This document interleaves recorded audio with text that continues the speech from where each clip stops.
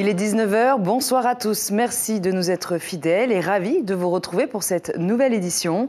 Les titres de ce dimanche 27 août. Gérer son stress, c'est gérer son souffle. Et ça peut sauver des vies. C'est en tout cas ce qu'apprend un expert brésilien de l'apnée, spécialement au Fénois pour former les adeptes de la glisse. Beaucoup d'espoir, autant d'attentes et de changements demandés. Les habitants des quartiers modestes ont été séduits par l'allocution de Moëtei Brozerson, mais attendent aussi les actes. Et nous reviendrons justement sur les annonces faites par le président avec notre invitée ce soir, la sénatrice élue à l'Assemblée, Lana Tetuanui. 700 personnes au départ, 2 courses et un parcours grandeur nature. La 17e édition du Raid Vitel, c'était ce matin du côté de la vallée de Papeno. Le résumé dans ce journal. Notre rubrique du dimanche Fénois d'avant nous emmène ce soir au cœur de l'hémicycle. En 2006, lors du gouvernement Temaru, tension, joute verbale, il y avait de l'ambiance. Mais d'abord, cet accident mortel sur les routes. En début d'après-midi, du côté de Afaïti, un motard âgé d'une quarantaine d'années est entré en collision avec une voiture qui sortait d'une servitude. L'homme est décédé à l'hôpital de Taravao. La conductrice est-elle indemne, mais en état de choc. Elle allait déposer des fleurs au cimetière et n'a pas eu le temps de voir le motard arriver à vive allure. Selon nos informations, cet homme était déjà passé à côté de la mort il y a plus de 15 ans. Il roulait déjà à toute vitesse en moto. Cette fois, il ne s'en est pas sorti vivant. Parlons surf à présent, une discipline parfois à haut risque, surtout lors de fortes houles. Face à des situations extrêmes, certaines pratiques peuvent sauver des vies. Savoir gérer son souffle en fait partie. Et c'est l'objet d'une formation dispensée ce week-end à Tiaopo. Une trentaine de personnes, pour la plupart des surfeurs, se sont inscrites auprès de Ricardo Taveira. Ce Brésilien spécialisé depuis plus de 15 ans dans le coaching d'apnée et de survie en surf. Kaline Lienard et Juan Potoru sont partis à sa rencontre. Regardez. Maîtriser son diaphragme et donc son souffle de vie, une technique indienne que Ricardo enseigne aujourd'hui. Car pour affronter les dangers de la mer, il faut savoir gérer son stress. Et on le fait avec des techniques de respiration. Quand tu améliores ça, tu as plus d'oxygène dans ton corps.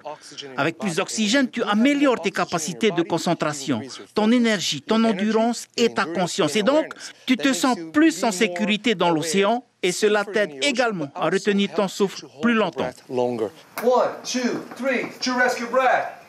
Pour prévenir les accidents en mer, il faut connaître les gestes de premier secours, comme le massage cardiaque, souvent prodigué en cas de noyade. C'est une approche différente qu'il a. C'est vraiment intéressant, c'est plus spécifique dans le surf, donc dans notre discipline à nous. Et puis voilà, beaucoup n'ont jamais fait de massage cardiaque, hein, et c'est important de savoir le faire, si ça arrive, on puisse être opérationnel. Après la théorie, place à la pratique, une simulation de noyade où chacun reproduit les gestes appris, une formation accessible à tous que Ricardo dispense autour du monde depuis 15 ans. C'est le mélange des deux, hein, sécurité et respiration. Hein. Tu as un grand cheminement à faire pour pouvoir améliorer tes performances en respiration en apnée sous l'eau. Et c'est un entraînement que tu peux faire tous les jours avec les techniques qu'il propose et pour éviter les accidents à l'eau surtout. Hein. Une formation qui aura duré 3 jours, riche en enseignements qui permettront à ces personnes d'être les futurs gardiens de l'océan et de sauver des vies. Et du surf, vous en aurez aussi ce soir sur vos écrans avec le best-of de la Shiseido Tahiti Pro. À partir de 19h30, nos journalistes vous embarqueront au cœur de la mythique vague de Tiaopo pour revivre les meilleurs moments de cette compétition internationale. La victoire éclatante de Matej Drolé lors des trials, les belles performances de Mihi Menabrai et Vahine Fierro dans le main event. Résumé, rencontre, analyse, résultat, 26 minutes de pur surf à voir sur notre antenne. Je vous propose de profiter de cet extrait, un avant-goût de ce qui vous attend après notre journal. Jack with the great bone.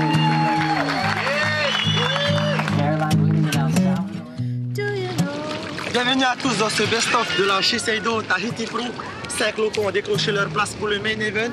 Face à eux, le gratin du surf mondial, la Tahiti Pro est la dernière étape du tour. À l'issue, plusieurs enjeux, une qualification pour le Final 5 à Tressol pour certains, ou encore une préparation au vu des prochains Jeux Olympiques pour d'autres. La compétition a été rude, mais nos Tahitiens n'ont pas démérité. Allez, venez surfer avec nous la vague de Tiaopo dans ce best-of. Du social à présent, comment les habitants des quartiers modestes réagissent aux annonces faites par le président lors de son allocution? Dans l'ensemble, Moetai Brotherson fait l'unanimité grâce à un discours peu politisé. Caroline Faré et Hubert Liao ont promené leur micro du côté de Mahina. Hitimahana, ce dimanche matin, seuls quelques deux roues circulent. Lisette et Thomas vivent dans cette maison familiale depuis toujours. Tous deux travaillent pour payer des études à leurs enfants sans solliciter d'aide du pays. Et si la vie est chère, ils espèrent beaucoup du nouveau gouvernement. Je suis sûre qu'ils feront le possible pour aider les certaines personnes qui sont vraiment dans la pauvreté ou qui demandent de l'aide. Mais je ne sais pas jusqu'à quand. Parce qu'ils n'ont que 5 ans pour prouver. Il faut dire que c'est cher, et puis ça ne suffit pas non plus vis-à-vis du salaire en ce qui concerne les travailleurs ici sur la Polynésie française, la plupart. Je ne crois pas que le coût de la vie suit le salaire, quoi. Vous espérez que Moetai Brotherson va changer ça? Ben oui, c'est comme tout le monde, mais, surtout que jusqu'à maintenant, on arrive à un SMIC à 160, un truc comme ça, tu vois, et puis je crois pas que c'est assez. Un peu plus loin, on savoure son dimanche entre hommes, sous le manguier, et l'on salue l'impartialité du président. C'est bien ce qu'il fait. Il aide bien les gens, tout le monde. Et lui, il ne choisit pas quel parti. Il ramasse tout. La question du pouvoir d'achat, une affaire de bon sens plus qu'un problème politique. Si tu n'arrives pas à payer ça, mais ne prends pas ça le plus cher, prends le moins cher. Sur la route, Maëva vend du miel et des produits locaux. Elle a suivi les annonces du président et veut croire en sa gestion du pays. En 5 ans, certainement, il va y arriver. Avec la manière de gérer, il va pouvoir y arriver. Et il dit tout ce qu'il a en tête pour essayer d'aider le peuple. Il n'a pas de politique dans sa manière de résoudre les problèmes. Moi, c'est ce que j'ai retenu dans ce débat qu'il a eu. Moetai Brotherson séduit dans les quartiers. Sa stratégie de communication porte ses fruits. Le président a 5 ans pour ne pas décevoir sa population. Et ce soir, nous recevons justement en plateau Lana Tetuanui, sénatrice. Yorana, Lana Tetuanui. Yorana Lucienne et Yorana surtout à toutes les Polynésiennes et Polynésiens qui nous regardent ce soir. Alors on va commencer tout de suite dans le vif du sujet. On vient de voir un sujet sur justement les annonces de Moetai Brotherson. Une allocution assez creuse, un marketing politique. C'est en tout cas ce qu'a dit Edouard Fritsch. Est-ce que vous êtes du même avis? Est-ce que vous suivez, on imagine, la vie, la position en tout cas du Tapura? J'ai suivi l'allocution du président depuis ma petite commune de Tumara Areatea. Sur la forme, il faut reconnaître au président Moetai Brotherson être un bon communicant. Là, il n'y a aucune réserve, en tout cas de ma part. Par contre, là, et le détail ne m'a pas du tout échappé, il était seul au monde. Je me suis demandé à un moment donné si ce n'était pas la monarchie rétablie en Polynésie française. Il s'agit quand même du président du gouvernement. Où étaient les ministres? Là, je parle de la forme. Pour en revenir sur les fonds, l'exercice qu'il fait, toutes les femmes ou tous les hommes politiques de ce pays savent le faire. On sait le faire, ce qu'il a fait. Par contre, pour revenir sur le fond de ce qui s'est passé. Moi, je ne parlerai pas de bilan des 100 jours, parce que nous sommes élus sur une étiquette, sur une liste pour 5 ans. Pour moi, il est hors de question de parler d'un bilan de 100 jours. C'est bon peut-être pour la République. Là, vous pensez que le bilan, il n'a pas présenté grand-chose au final? Ils ont été élus sur un programme bien clair du Tamini Atira et que je ne vois pas du tout apparaître dans tout ce qui est annoncé.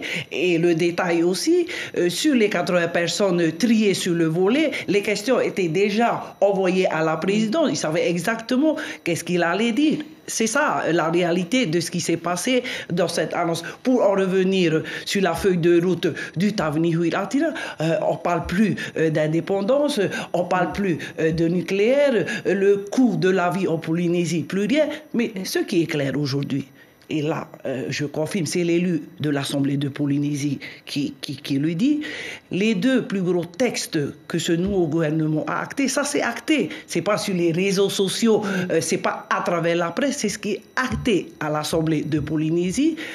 Ils ont eu 25 millions de la bonne gouvernance du président Fritsch à répartir lors du dernier collectif. Non, mais c'est important que les gens sachent, parce que on peut annoncer, on peut tout dire, on peut tout promettre aux gens, mais il ne faut pas oublier le petit détail, et ça a été rappelé par le président Géros, que c'est l'Assemblée de Polynésie qui doit faire acter tout ce que le gouvernement veut mettre en marche. Il a tenu au moins une promesse, hein, c'est quand même la suppression de la TVA sociale.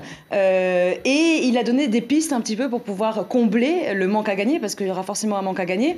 Vous, qu'est-ce que vous pensez justement de ces propositions? Bien sûr qu'il a retiré, que la nouvelle majorité a acté le retrait des 1% de la TVA sociale. Je tiens aussi à rappeler, et il faut que les gens sachent, que lors du dernier collectif budgétaire et grâce à la bonne gouvernance du gouvernement Fritsch, ils ont quand même donné, comment dirais-je, une subvention à EDT, principe contraire à la politique du Tamini Huir Atira, une subvention de 1,2 milliard.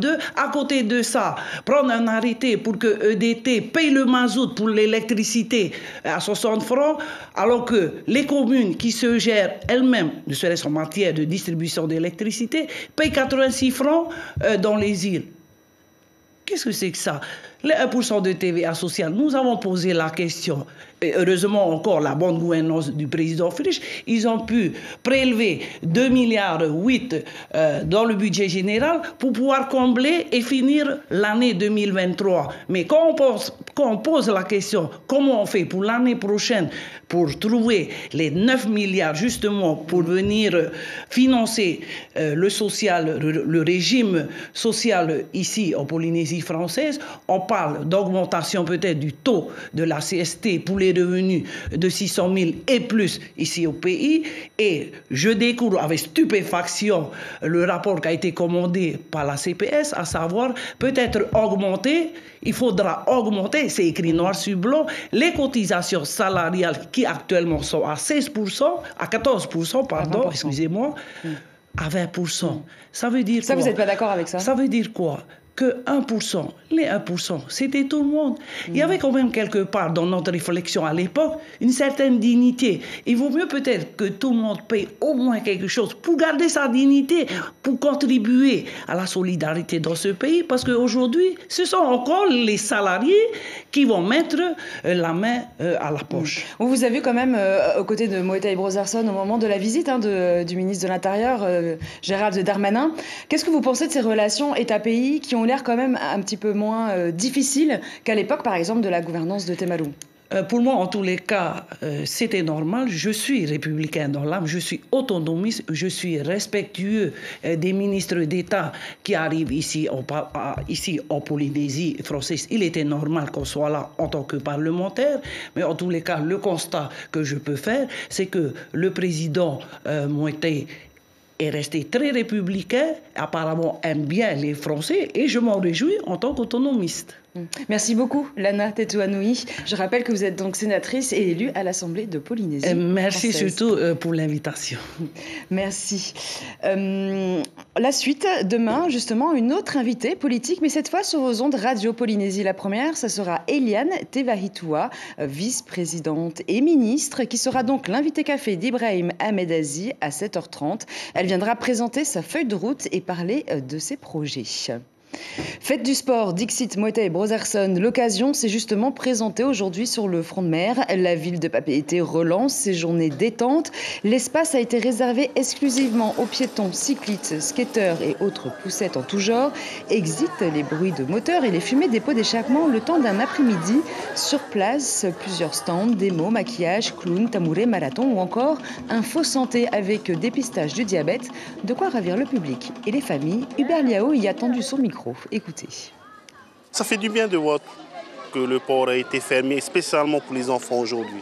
Ça change de... Oui, ça change, ça change. Ça permet de se détendre. Voilà, se détendre, de s'évader, de... Bonjour. Voilà. On espère que ça soit le plus souvent possible dans l'année, bien évidemment. Dans les médias, on est déjà très contents déjà de cette session. Et c'est vrai qu'on fait un petit appel à la commune de Papeete. Faites-le le plus souvent, nous on sera toujours présents.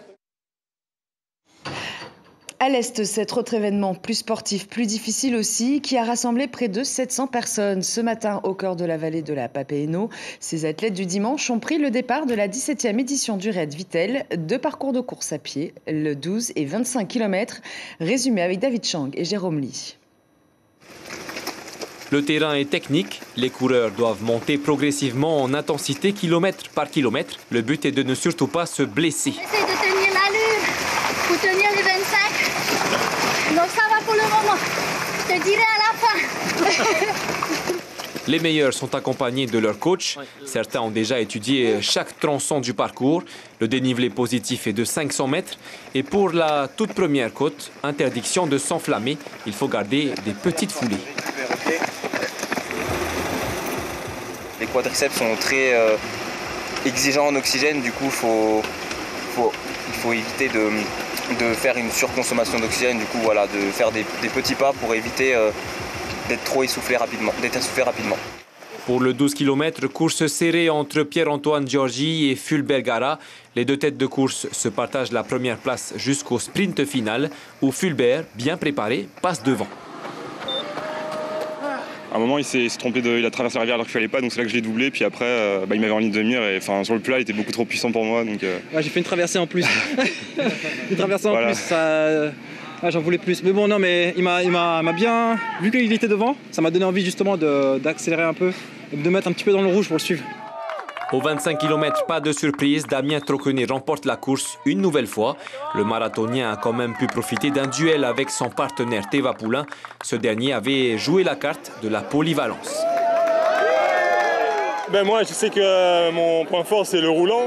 Mon point faible, c'est le technique. Du coup, les pierriers, là, dans les guets, c'est un peu mon point faible. Donc après, j'ai pris mon train. Après, Teva, il est revenu dans les pierriers. Puis après, à la fin, j'ai de la chance, il y a 5 km de roulant. Donc voilà, j'ai pu poser mon allure marathon et après, c'était plus facile pour moi. Et une fois n'est pas coutume, le balisage a encore posé problème cette année avec des erreurs de parcours pour les athlètes. Un souci que l'organisateur avait pourtant anticipé. Cette année, on a mis un panneautage directionnel, ce qui fait que quasiment à chaque intersection ou à chaque erreur possible, normalement, on ne doit pas se tromper. Autre discipline, le canicross, qui était organisé pour la 4e édition cette année, avec une vingtaine de participants. Natation, cette fois, avec le meeting 50 mètres organisé sur 2 jours par la Fédération tahitienne de natation. L'occasion pour les nageurs du Fénois d'améliorer les chronos et surtout de se qualifier pour les Jeux du Pacifique.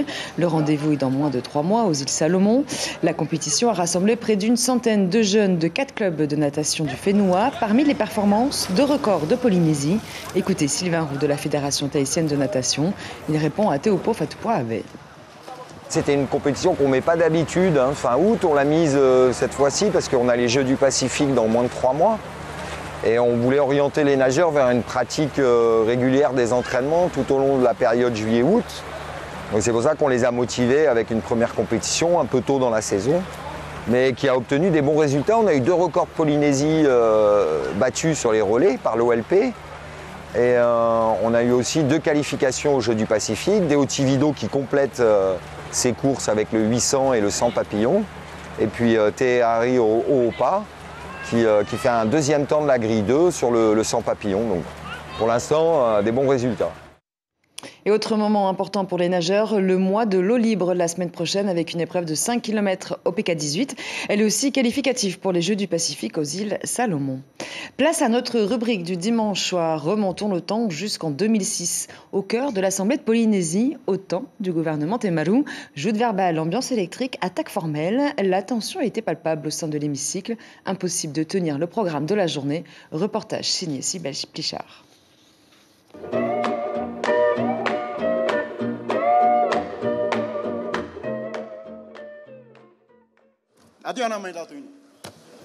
Bien, je vais suspendre la séance, j'en suis vraiment désolé, et on la reprendra dans 5 ou 10 minutes. Il n'aura fallu qu'une demi-heure pour qu'à nouveau la séance soit suspendue. Le collectif budgétaire numéro 3 aura décidément du mal à être au centre du débat.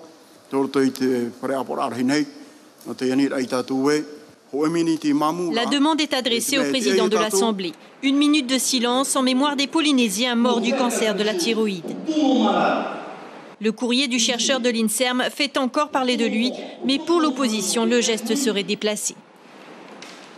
On est incapable depuis jeudi d'avoir des informations sur les dépenses budgétaires de ce gouvernement. Et aujourd'hui, vous voulez commencer la séance en essayant de nous tirer sur autre chose. Monsieur le Président, nous ne voulons pas nous prêter à cette mascarade.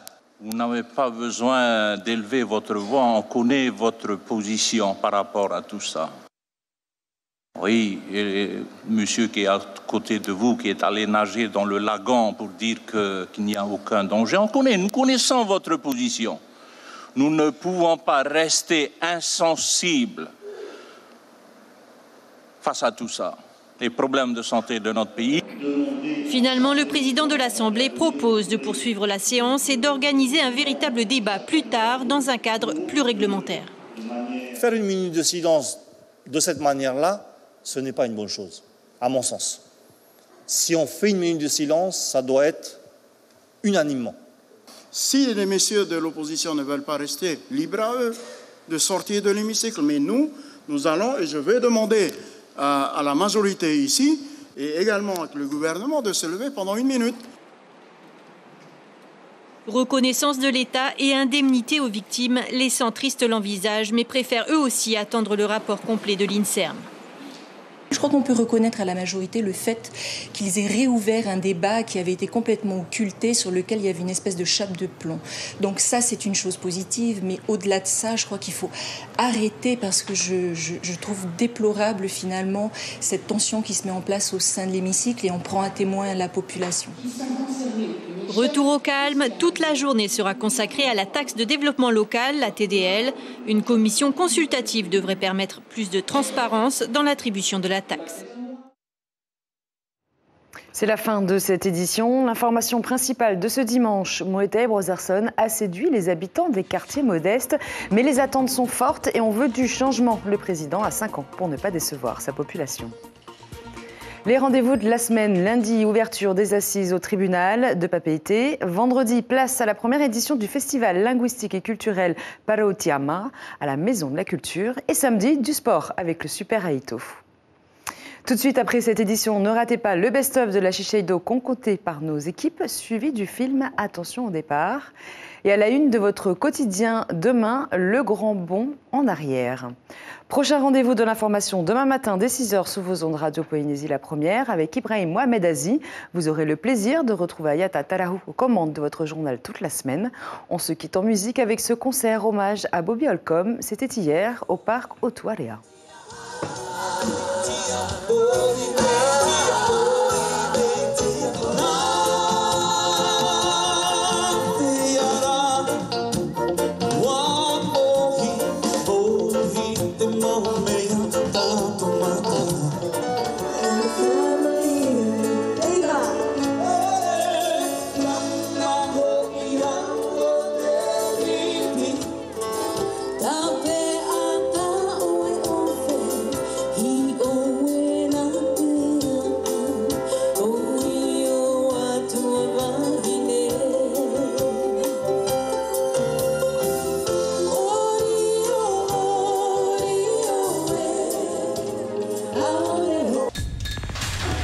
L'information en continu sur Polynésie la première, Internet et réseaux sociaux.